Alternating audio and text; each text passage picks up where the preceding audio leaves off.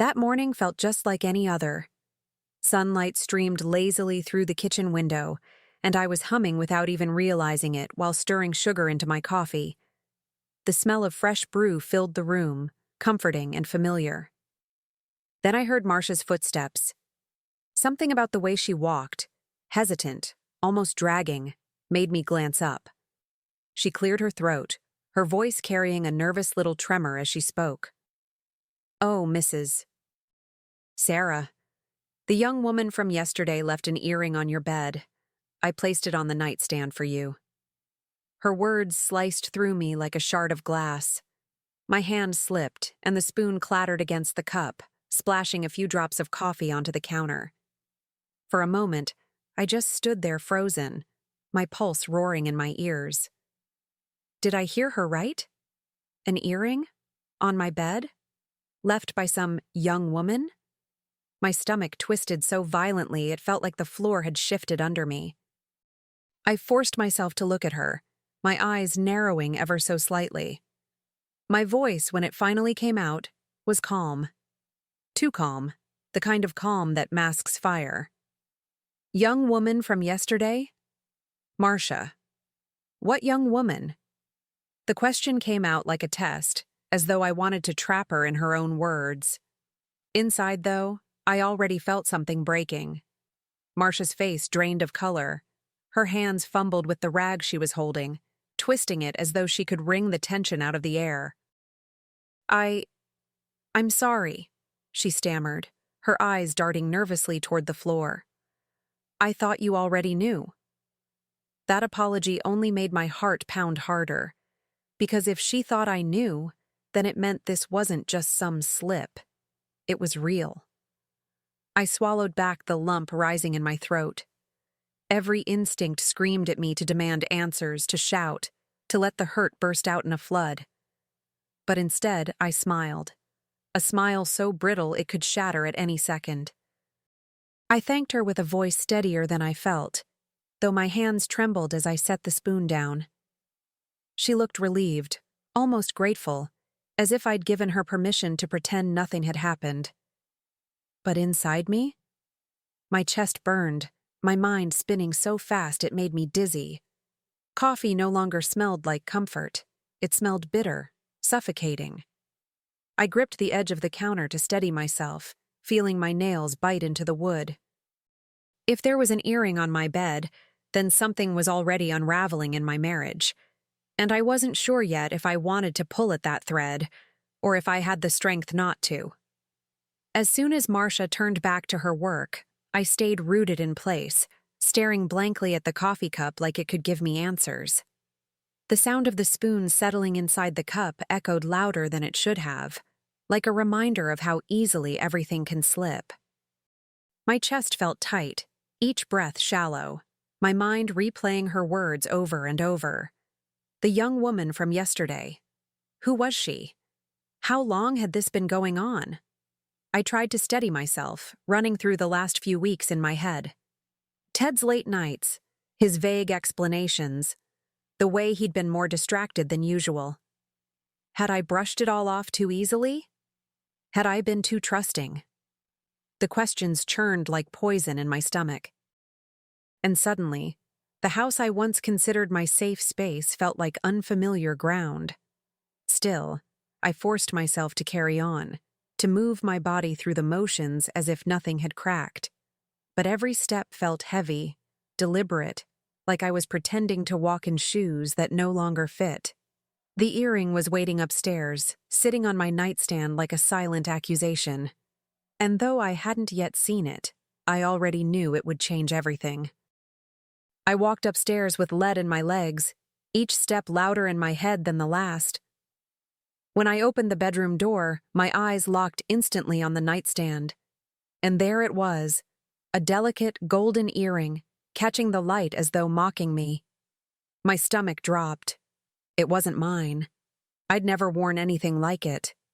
The sight of it, small as it was, felt heavier than a stone crushing my chest. I moved closer, my breath uneven. My fingers hovered above it, afraid to touch, afraid it would burn. Picking it up felt like admitting it was real. The smooth metal pressed into my skin, cold and foreign, a stranger's secret lying in the heart of my marriage. I wanted to scream. I wanted to shatter every piece of glass in the room. But instead, I slipped it back where Marcia had placed it, as if putting it down could put my world back together. I sat on the edge of the bed, staring at the sheets that suddenly felt tainted. My own bed, our bed, was no longer sacred. It was a crime scene, a place where I was made a fool. My heartbeat was frantic, echoing in my ears, and yet I forced myself to stillness. Because if Ted thought I didn't know, then I still had one thing left: control. That evening, when I heard the door unlock, I felt my entire body tense. Ted walked in, his face bright and casual, carrying the same charm that once melted me. He leaned down, pressing a kiss on my cheek like nothing was wrong, like our lives hadn't just cracked wide open. "Evening, love. How was your day?" His voice was smooth, rehearsed, practiced. I looked at him, really looked, and for the first time, I saw the mask. The way his eyes darted, the way his smile lingered too long. My lips curled into what I hoped looked like ease. "Ordinary, nothing new." The words came out like honey, sweet but sticky, hard to swallow. I held my tone steady, hiding the storm boiling just beneath. He nodded, completely unsuspecting, pouring himself a drink while humming softly. Watching him, I realized he thought he was untouchable. He believed I was blind, fragile, naive. That smug certainty was almost more painful than the betrayal itself. Because in that moment, I knew. He wasn't just cheating. He was underestimating me. Dinner felt like a performance, every bite of food tasting like ash in my mouth. I kept my eyes on him, studying his movements, his casual jokes, his ease. He thought he was safe. He thought his secret was buried deep enough that I would never dig. My smile didn't falter, but my mind was already racing far ahead of him. Inside, I was boiling. Anger pulsed in my veins, not wild, but sharp, controlled. If he believed he could play me, then I'd let him keep thinking that, for now. I had no intention of giving him the satisfaction of a scene. No yelling, no tears. Not yet. I wanted him comfortable, so his fall would be that much harder when it came. As I cleared the dishes, my hands shook so badly I thought I might drop a plate. But I steadied myself.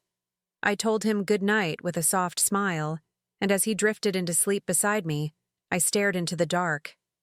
My mind wasn't resting. No, my mind was plotting. The next morning, I slipped the earring into my purse like it was contraband.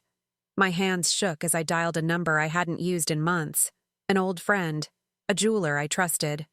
When he picked up, I tried to keep my voice light, casual. "I need you to take a look at something for me."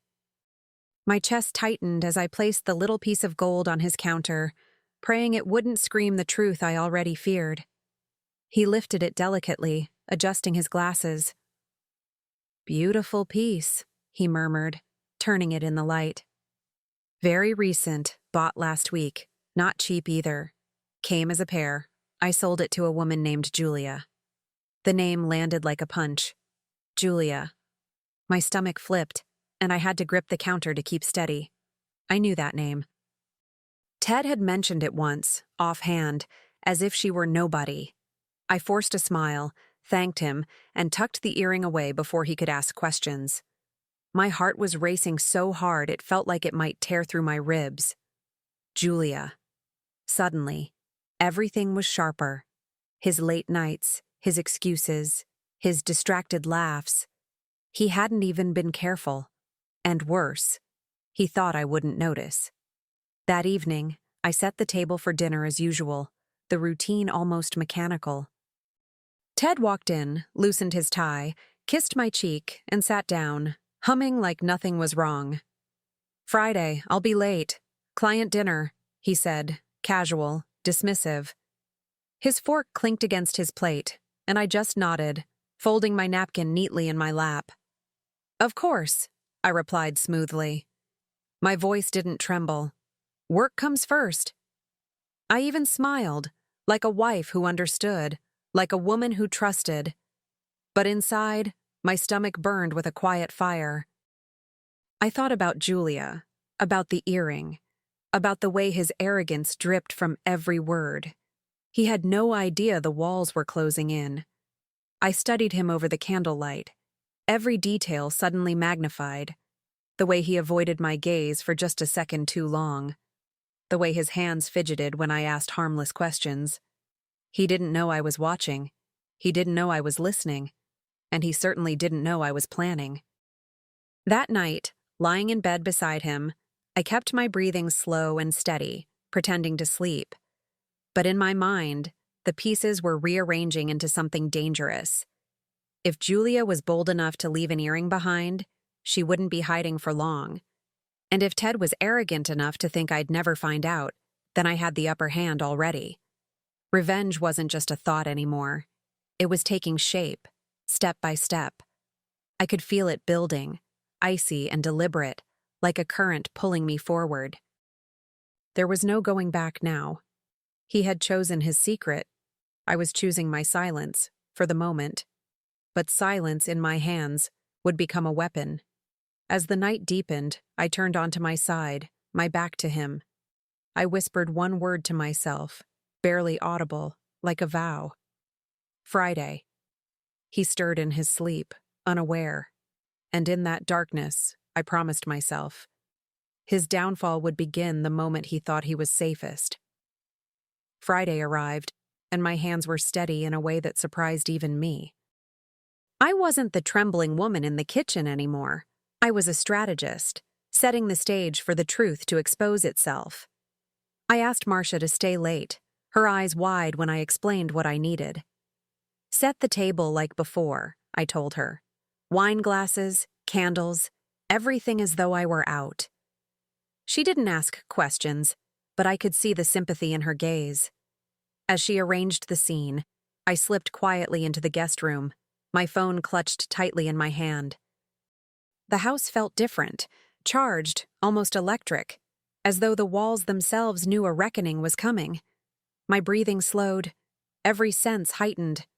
The flicker of candlelight in the dining room sent long shadows creeping across the hall, painting the perfect illusion. When Marcia finally left, I was alone in the silence, waiting. The stillness pressed against my skin like a second heartbeat, loud and insistent. Every tick of the clock stretched longer, feeding my anticipation. I sat in the dark guest room, hidden behind the door, and whispered to myself, "Let him bring her. Let him show me everything I already know." Hours later, the sound of the front door unlocking sent a jolt through me. My body went rigid, my grip on the phone tightening until my knuckles ached. Laughter spilled into the house. Two voices, warm and mocking. His voice, the one I once trusted, wrapped around hers like a secret melody. And then, Julia's laugh, sharp and careless, rang out like glass breaking. They walked in, the click of her heels echoing against the hardwood floor. From my hiding place, I could see the glow of candlelight illuminating their faces. Julia's hand rested easily on his arm, her head tilted back in exaggerated amusement. And Ted. He looked lighter, freer, like the man I hadn't seen in months. But this wasn't freedom. This was betrayal on display. Julia's voice carried across the room, dripping with disdain. "So, she really doesn't suspect anything?" she teased, her tone mocking me even in my absence. My nails dug into my palm, but I stayed silent, recording every word. Ted smirked, his arrogance spilling over. "Sarah? She's too naive. I've got her wrapped around my finger." Hearing it aloud was worse than I had imagined. The man I built my life with reduced me to a fool with a careless smirk. My jaw clenched, but my heart, oddly, felt cold, steady. This wasn't heartbreak anymore. This was clarity. Every word out of his mouth became another nail sealing his own coffin. I angled the phone, making sure his voice, his smug tone, was crystal clear. The recording pulsed like power in my hand. Julia leaned closer, whispering something I couldn't quite hear, but her laughter followed. They toasted with the wine Marcia had set, like thieves celebrating their prize. And there I was, silent, watching, holding the truth in the palm of my hand. My anger no longer burned wild. It had transformed into something sharper, controlled, like ice forming on still water. I wasn't just a betrayed wife hiding in the dark. I was the storm waiting at the door, and when I finally stepped out of that room, I knew their laughter would freeze in their throats. I stepped out of the shadows before either of them could notice the creak of the floorboard. My phone was still in my hand, its red light blinking like a witness to their betrayal. Ted's laughter stopped mid-breath, and Julia's glass froze halfway to her lips. The look on their faces, priceless. A mix of shock, shame, and the dawning horror that the game was over. Naive? My voice cut the air clean, cold, deliberate. Wrapped around your finger? Their heads whipped toward me, eyes wide. I took one step closer, each heel strike echoing like a gavel in court. Tell me, Ted, was this earring hers? With a flick of my wrist, I tossed the little gold earring, and it landed at Julia's feet with a soft, damning clink. The color drained from Julia's face as she bent slightly, caught between shame and disbelief. Ted turned pale, his lips parting like he could spin this into a story that might save him. But nothing he could say now mattered. His silence was already too loud, his guilt too obvious, and I had no intention of giving him the stage. "Sarah," he started, his voice trembling in a way I'd never heard before. "It's not what you think." But I cut him off with a look sharp enough to slice through his excuse. "Oh, it's exactly what I think," I said, steady, every syllable dripping with venom and calm. I held up my phone, the recording screen glowing like judgment itself. Julia stammered, her confidence shattered. I didn't mean..." Her words collapsed under the weight of my stare. I wasn't interested in her apology, or in her shame. She was a prop in his betrayal, nothing more. My real target was the man who had underestimated me so completely. I pressed my thumb against the screen, sending the recording in one swift, final gesture. "And now," I whispered, meeting Ted's horrified eyes, "it's exactly what the world will know." My message went straight to his boss, his family, his closest friends. Proof, evidence, betrayal carved in his own words. The silence that followed was thick, suffocating. Ted's face twisted, his mouth opening and closing like a fish gasping for air. He reached out, but I stepped back, my expression unreadable. For the first time, he saw me clearly. Not the wife he thought was blind, not the woman he thought was soft, but the one holding his downfall in her palm. Julia dropped her glass, the wine spilling across the table like blood seeping into linen. She didn't dare look at me again. Ted muttered something, a plea maybe, but I didn't care enough to hear it. I had already won. The room, once ours, no longer belonged to him. I walked toward the door, my head high, the echo of my heels following me like a victory drumbeat. Behind me, I left the wreckage of their laughter, the ashes of their arrogance. And though my chest still ached, it wasn't pain anymore. It was release. My revenge had only just begun to unfold. Months later, I found myself sitting at a cafe I'd always passed but never entered. The air smelled of roasted beans and fresh pastries, and for the first time in a long time, I could actually breathe without feeling the weight of a secret pressing on my chest. Across from me sat Marcia, her smile warm, her presence no longer that of a housekeeper, but of a friend. Funny how betrayal forges unexpected bonds. She leaned in, her eyes sparkling with a mix of mischief and pride. "You're glowing, Mrs. Sarah," she teased, though now she rarely called me that anymore. It's like you dropped a huge weight off your shoulders. I laughed, genuinely laughed, the sound surprising me. It felt like it came from somewhere deep, somewhere I thought I'd lost. And she was right. I had dropped the weight. No more tiptoeing around his lies, no more second-guessing myself in the middle of the night. For the first time in years, my reflection in the cafe window looked like mine again. My shoulders were straighter, my smile easier. Freedom looked good on me. I sipped my coffee slowly, savoring the warmth as it spread through me. I did drop something, I told her softly, my voice carrying a piece I hadn't known before. I dropped him, and everything he thought he could do to me. Marcia chuckled, shaking her head, as if she'd always known I'd come out stronger. Ted had lost more than he ever imagined. His wife, his reputation, his carefully constructed mask. Even Julia, from what I'd heard, didn't stay long after the scandal broke. He was left standing in the ruins of his arrogance, exactly where he deserved to be. And me? I walked away without looking back. It's strange the way revenge feels. People imagine fire and fury, but for me it felt like quiet air after a storm. Not loud, not explosive, just still. Just free. Sitting there with Marcia, I realized I didn't need to shout my victory. I was living it. Marcia reached across the table, touching my hand with that gentle solidarity only women who've seen too much can share.